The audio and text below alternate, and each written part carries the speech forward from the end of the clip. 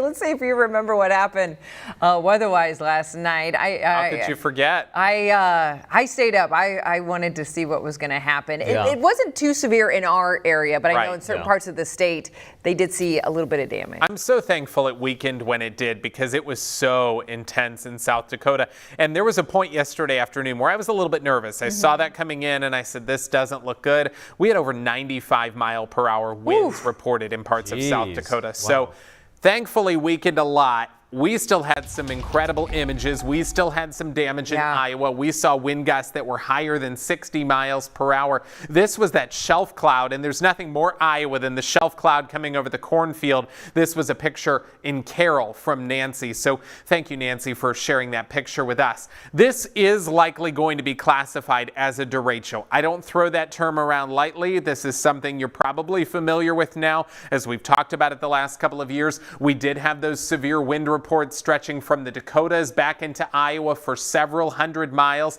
And if I took each one of these dots and zoomed in, we would get a report from one town or another about the severe wind that they experienced. So we did have those widespread storm reports yesterday. Here we go with another round of wet weather. This one is not going to be severe. It doesn't have the same characteristics, but it does have some thunder, lightning, and some heavy rainfall with it. We are tracking the storms over the western part of the state and a big batch of rainfall over southeast Nebraska. All of this is coming in our direction, but it will likely weaken before it arrives or as it moves into the state. But right now we are seeing some locally heavy downpours, some frequent thunder and lightning stretching from Logan, Iowa, back to Harlan, south of Audubon, and north of Atlantic this morning, and that goes all the way down to Malvern, Iowa, near Red Oak. Futurecast shows that that will continue to move east as we go through the morning, so by 8 a.m., still generally over the western part of the state, but by 10, 11, and 12, we will see that in central Iowa,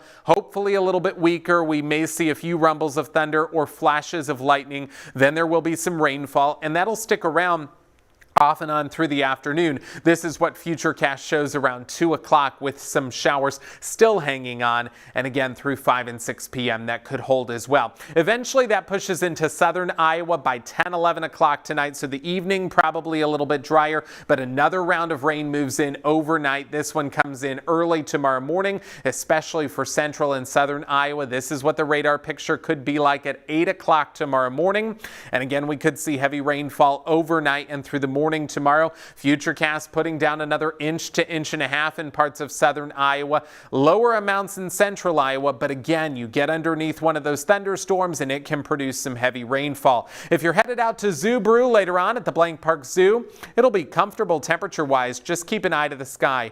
Bring an umbrella with you just in case. Our Holt Plumbing and Heating 10-day forecast shows cooler temperatures tomorrow with a good chance of rain in the morning, the high 80. Showers linger on Friday morning in southern Iowa, and then it will dry out and be very comfortable over the weekend.